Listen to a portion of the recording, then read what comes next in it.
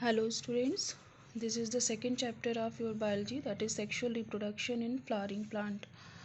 And this, what does it mean? Flowering plant, that is the angiospermic plant.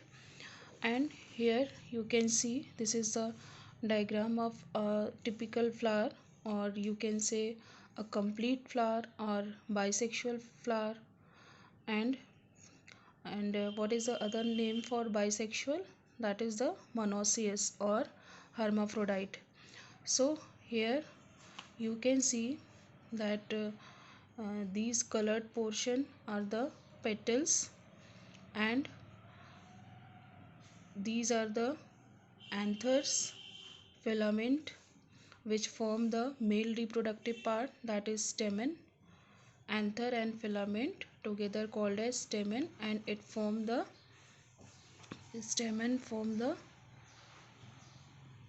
male reproductive part. Then here you can see stigma, style, and this swollen part is the ovary, and it bears ovule inside. So this is together called as the pistil.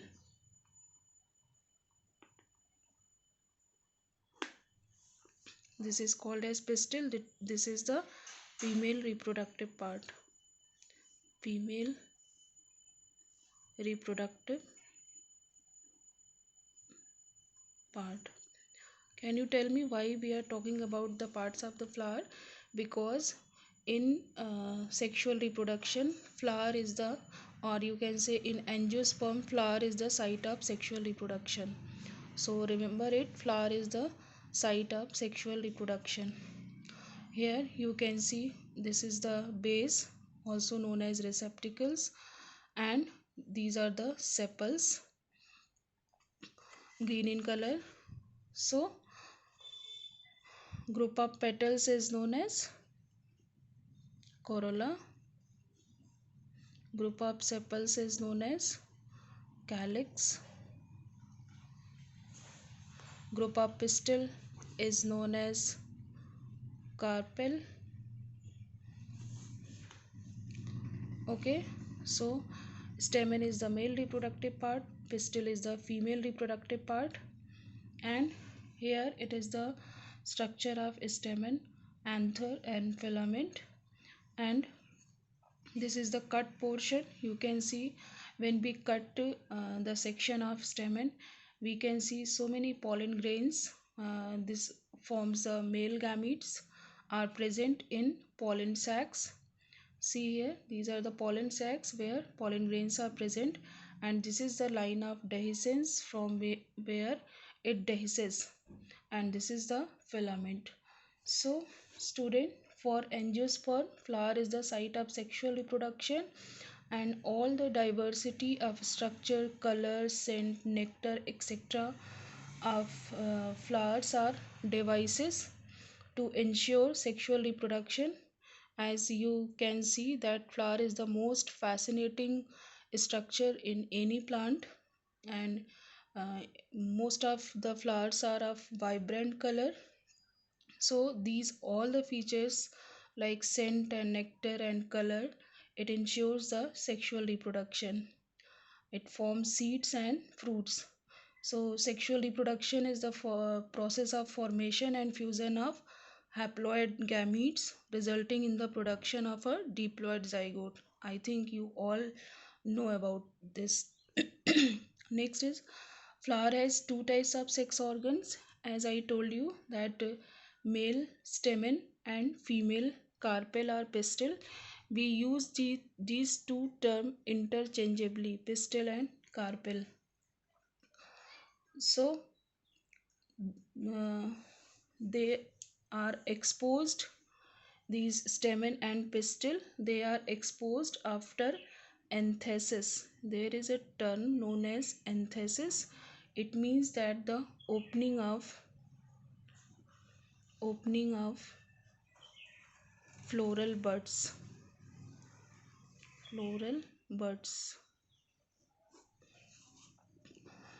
and meiosis occurs, resulting in the formation of microspores or pollen grains. These are the microspores or pollen grains in anther part of stamen, and megaspore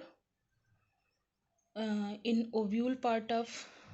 Here you can see megaspores are formed where in ovule part of carpel, and this is the female gamete, and this phenomenon is known as sporogenesis, that is formation of microspore is microsporogenesis, and formation of megaspores, it is known as megasporogenesis. So what is the phenomenon sporogenesis?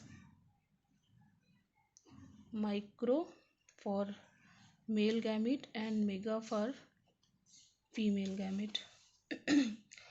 So pollen grain produces male gametophyte having two male gametes. This will produce male gamete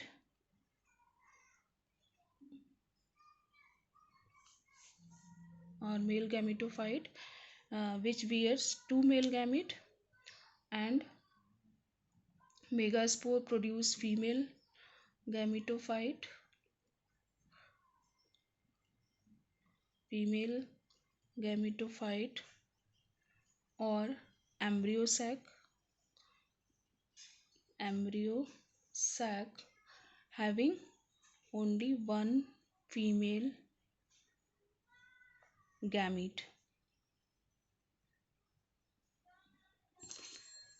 Okay, so through the process of sporogenesis, that is microsporogenesis, male gametophyte are produced which produces two male gametes, and megasporogenesis it produces female gametophyte and it forms the embryo sac which contains one female gamete.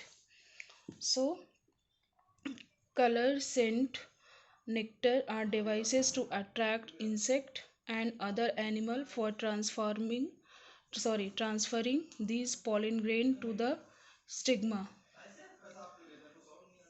from anther to the receptive part, that is called as stigma, or the whole part, that is pistil, from where pollen tube will arise and the process of fertilization will occur. We will discuss in next video.